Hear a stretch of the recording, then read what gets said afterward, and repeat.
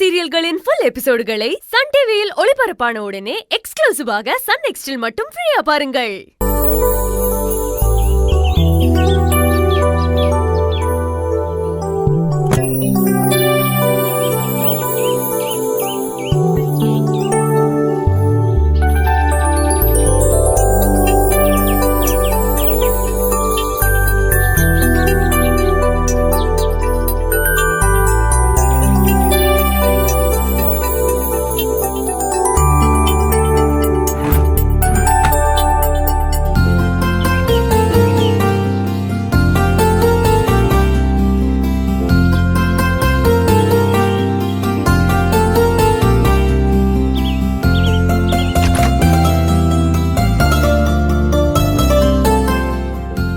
Good morning அபிமா.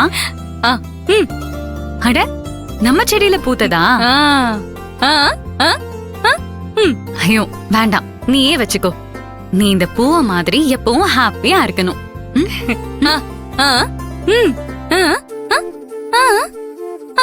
அம்மா பாக்கா, சரி வச்சுட்டு போ.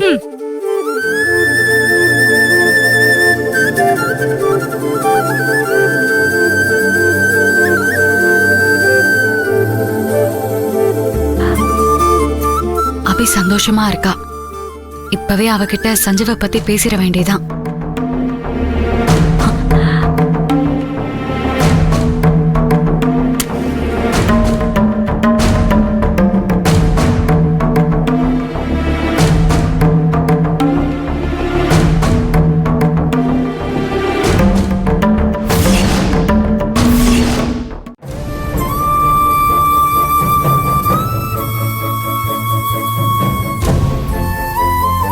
அபிமா, நான் உன்கிட்ட கொஞ்சம் பேசணும். அபி, நம்ம அம்மாவும் அப்பாவும் இல்லாத குறை நேத்து தான் எனக்கு ஃபீல் ஆச்சு. அவங்க 2 பேரும் இருந்திருந்தா நேத்து நடந்த பிரச்சனையில ஈஸியா ஒரு முடிவு எடுத்திருப்பாங்க.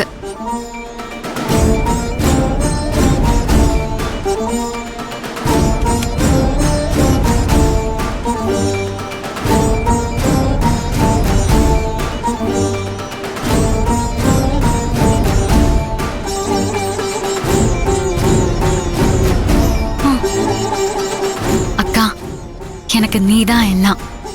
அப்பா அம்மா இல்லாத குறையே தெரியாம நீ என்ன பாத்துக்கிற. அதனால நீ என்ன சொல்ல நினைக்கிறியோ அத சொல்லு.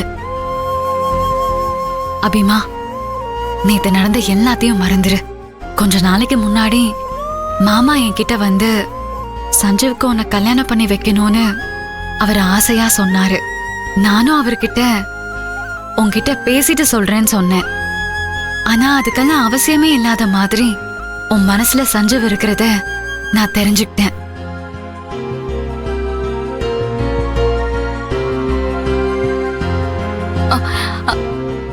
அபிமா, அன்பை ஒளிச்சு வைக்க முடியாது. ஒருத்தர் மேல பாசம் வச்சுட்டா விளக்கேத்தி வச்ச மாதிரி அந்த வெளிச்சம் முகத்துல தெரிஞ்சிரும். உன் விருப்பம் என்ன, உன் மனசுல என்ன இருக்குன்னு தெரிஞ்சதும் நான் மாமாவையும் அத்தையையும் உன்னை பொண்ணு கேட்டு வர சொன்னேன். உனக்கு சர்ப்ரைஸ் கொடுக்கணும்னு உன்கிட்ட இத சொல்லாம மறைச்சிட்டேன். ஆனா அதுக்கப்புறம் என்னென்னமோ நடந்து போச்சு. சரி, அதை விட இப்ப உன் மனசுல என்ன இருக்கும், உன் விருப்பம் என்னவோ அத துணிச்சலா தைரியமா எல்லார்கிட்டயும் சொல்லிடு. அபிமா, இது உன் வாழ்க்கை.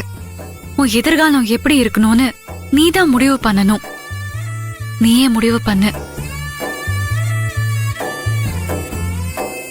என்ன பாக்குற? உனக்கும் எனக்கும் நல்லது கெட்டத சுயமா முடிவெடுக்கிற அறிவை நம்ம சண்முகம் நமக்கு சொல்லி கொடுத்திருக்காரு. யாரையும் நம்ம சார்ந்து வாழ வேண்டியதில்லை.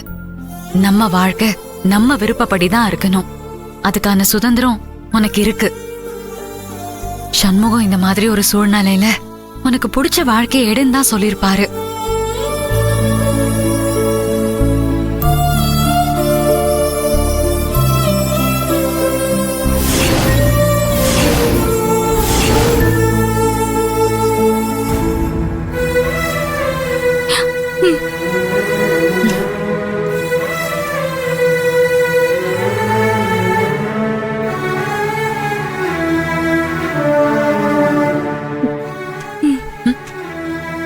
நான் என்னோட முடிவை சொல்றேன், எல்லாரையும் வர சொல்லு.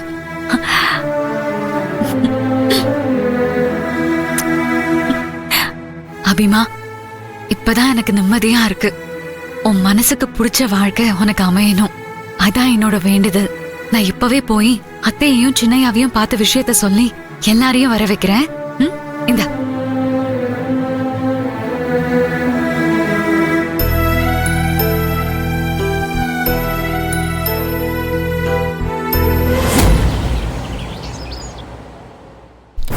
என்ன வசுந்தரா, என்னாச்சு? அபி கொஞ்சமாவது சமாதானம் ஆயிட்டாளா? என்ன பத்மா, என்ன பண்றதுன்னு நீயே சொல்லு. சின்ன பொண்ணு, திடீர்னு ஒரு பக்கம் அவ மாமாவும் அத்தையும் சேர்ந்துக்கிட்டு சஞ்சீவுக்காக அவளை பொண்ணு கேட்டு வந்திருக்காங்க. இன்னொரு பக்கம் நம்ம சக்தி தம்பி துர்காவும் அவரும் என்ன நினைச்சாங்கன்னு தெரியல, கதிர்காக பொண்ணு கேக்குறாங்க. நடுவுல மாட்டிக்கிட்டு பாவம் அவ முழின்னு முழிக்கிறா. எந்த பக்கம் அவ பதில் சொன்னாலும் இன்னொருத்தங்க மனசு கஷ்டப்படும். சின்ன பொண்ணு இல்ல, எவ்வளவோ ஈஸ்வரியும் அழகும் அவளை சமாதானப்படுத்தி பார்த்திருக்காங்க. ரொம்ப அழுதுட்டா. என்ன பத்மா, என்ன யோசிக்கிற? இல்ல, எனக்கு என்னமோ அபி நம்ம வீட்டுக்கே மருமகளா வந்துட்டா நல்லா இருக்கும்னு தோணுது வசுந்தரா. ஈஸ்வரியும் அபியும் ஒரே வீட்டுல மருமகளா இருக்கிறது நல்ல விஷயம் தானே.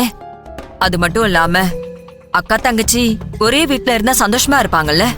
நீ என்ன சொல்ற வசுந்தரா? இதுல நான் சொல்றதுக்கு ஒண்ணுமே இல்ல பத்மா. ஏன்னா வாழ போறது அபி, இது அவளோட வாழ்க்கை. தான் யாரோட வாழ்ந்தா வாழ்க்கை முழுக்க சந்தோஷமா இருப்பான்னு அவளுக்கு நல்லா தெரியும். அவ தான் இந்த முடிவு எடுக்கணும்.